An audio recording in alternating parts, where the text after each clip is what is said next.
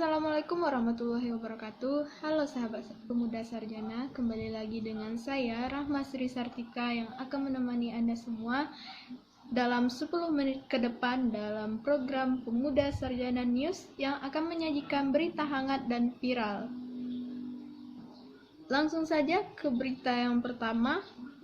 Ekor harimau masuk pemukiman dan meresahkan warga negeri Simpang Tanjung Nan Ampe, Kecamatan Danau Kembar, Kabupaten Solok, Sumatera Barat.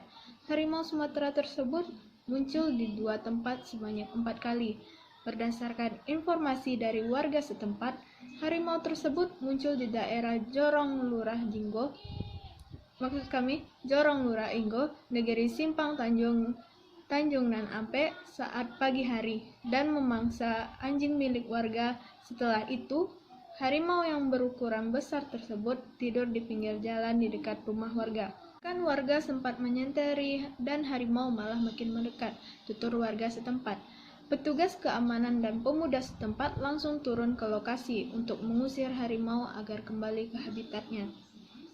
Tak berselang lama, masyarakat di kawasan Rawanggadang juga dikejutkan dengan kemunculan harimau yang tidur di dekat kawasan parkir kendaraan masyarakat sekitar.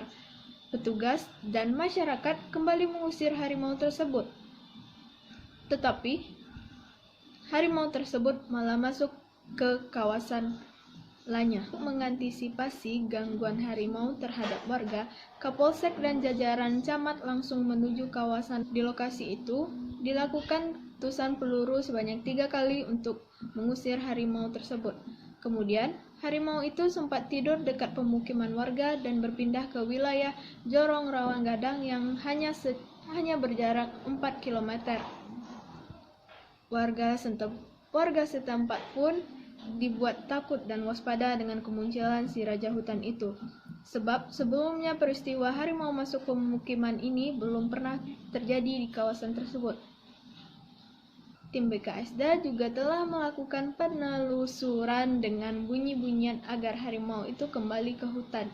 Sebelumnya, penampakan si raja hutan ini sempat viral di media sosial setelah direkam oleh salah satu warga sekitar yang kebetulan melewati kawasan tersebut. Harimau itu direkam saat berkeliaran duduk di tengah jalan. Selanjutnya berita mengenai motif batik. Kali ini ada yang unik nih dari motif batik, yaitu motif gambar COVID-19. Pembatik dari pesisir selatan yang menjadikan gambar COVID-19 sebagai motif batiknya. Motif ini disambut dengan baik oleh konsumen di daerah setempat. Pemilik rumah batik Dewi Busana Lunang, Dewi Hapasari Kurniasih di Painan mengatakan motif batik ini diperkenalkan pada pertengahan bulan November, tetapi karena kesibukan pengembangan batik ini baru fokus berkembang pada pertengahan Desember 2020. Pemilihan motif COVID-19 dilakukan merupakan bagian dari upaya memperkuat sosialisasi keberadaan virus tersebut, sehingga masyarakat senantiasa meningkatkan kewaspadaan. Selain itu, motif ini juga dinilai menarik, apalagi setelah penambahan sentuhan warna yang cukup terang. Dewi cukup dikenal terutama bagi pecinta batik di daerah setempat. Karena selain mengenalkan batik bermotif COVID-19, sebelumnya ia juga mengenalkan batik Mande Rubiah. Bersama dengan Ketua Dewan Kerajinan Nasional Daerah Pesisir Selatan, Lizda Hendra Joni, ia pun meluncurkan batik Mande Rubiah pada Sabtu 24 Agustus 2019. Motif batik Mande Rubiah terinspirasi dari gambar yang ada pada naskah kuno di rumah gadang Mande Rubiah, yang merupakan salah satu cagar budaya di daerah setempat yang masih dijaga hingga saat ini. Naskah kuno tersebut diperkirakan berumur lebih dari 2 abad, dan di sana terdapat bermacam-macam gambar yang bisa dikembangkan menjadi motif. Berita selanjutnya, Kota Pariaman mulai menerapkan pembelajaran tatap muka di sekolah. Pemerintah Kota Pariaman, Sumatera Barat mulai menerapkan pembelajaran tatap muka di sekolah.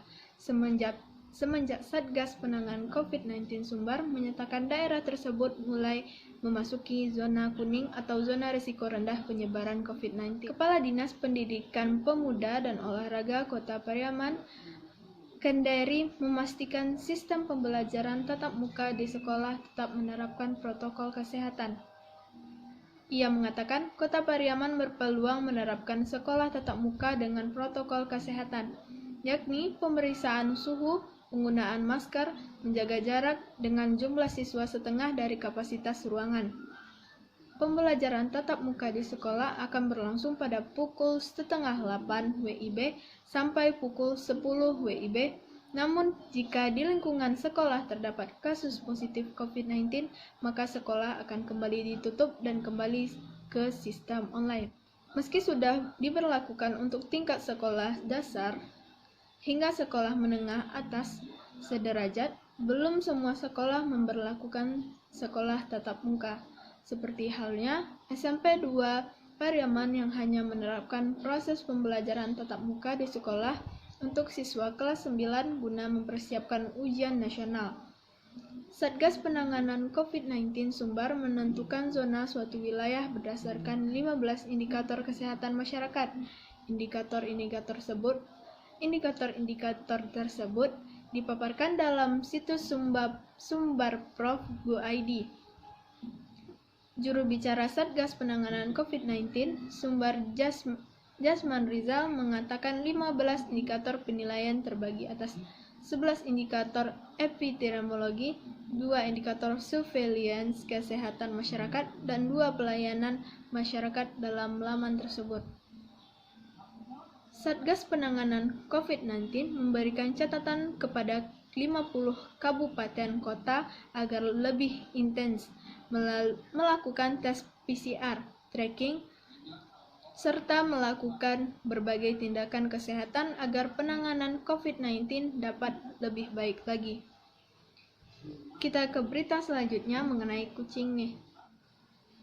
Salah satu warga terpaksa memanjat tower pengeras suara di Musola Darul Mutakin Bukit Tinggi, Sumatera Barat. Hal ini dilakukan untuk menyelamatkan kucing yang terjebak di atas tower pengeras suara. Tutur warga setempat, kucing ini sudah sering terjebak di puncak suara yang setinggi 15 meter tersebut. Hal ini diketahui warga setempat saat si oranye ini mengeong seperti meminta tolong. Upaya penyelamatan berlangsung tanpa kendala. Demi menyelamatkan kucing tersebut, warga harus memanjat tower setinggi 15 meter untuk menurunkan kucing. Kucing oranye ini sudah seringkali berada di puncak tower pengeras suara Musola Darul Mutakin. Menurut warga sekitar, si oranye ini milik tetangga yang tinggal di samping musola. Kucing oranye ini sering bermain di atas atap rumah pemiliknya. Entah bagaimana si oranye ini naik ke atas. Selanjutnya berita mengenai adaptasi perekonomian Sumatera Barat di masa pandemi COVID-19. Bank Indonesia menilai penerapan adaptasi kebiasaan baru turut membantu memulihkan ekonomi Sumatera Barat yang terdampak pandemi COVID-19. Kepada BI Perwakilan Wahyu Purnama pada pertemuan tahun BI Sumbar di Padang, menjelaskan adaptasi kebiasaan baru telah mendorong mobilitas dan pemerintah masyarakat yang dilihat dari sisi angka perekonomian Sumatera Barat.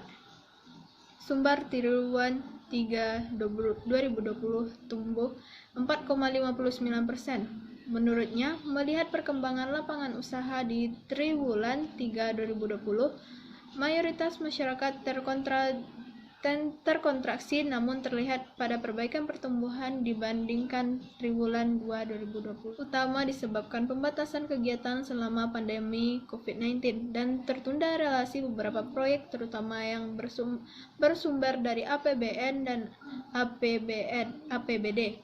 Tuturnya. Selain itu, laju inflasi Sumbar selama pandemi relatif rendah dan stabil inflasi tahun mencapai 1,67%. Ia menilai rendahnya inflasi karena menurunnya pemerintahan domestik lebaran. Akan tetapi perlu diwaspadai kenaikan harga tiket saat libur akhir tahun karena tingginya permintaan. Pada sisi lain, ia memberikan solusi untuk mempercepat relasi program stimulus ekonomi dan keuangan pemerintah dengan optimalisasi belanja APBD, terutama untuk sektor pertanian. Kemudian, pemerintah harus membuka kembali aktivitas ekonomi dengan penerapan protokol kesehatan yang ketat mulai dari pusat perbelanjaan, hotel, restoran, hingga tempat rekreasi. Ia mengakui bahwa hal ini merupakan salah satu yang sulit untuk diatur, terutama pada masa penerapan protokol kesehatan COVID-19, karena masyarakat cenderung memandang kondisi saat ini bukan normal baru, melainkan normal biasa. Masih tadi mengakhiri jumpa kita di program Pemuda Sarjana News hari ini. Saya Rahma Sri Sartika, pamit undur diri, tetap jaga kesehatan dan taati protokol kesehatan. Wassalamualaikum warahmatullahi wabarakatuh.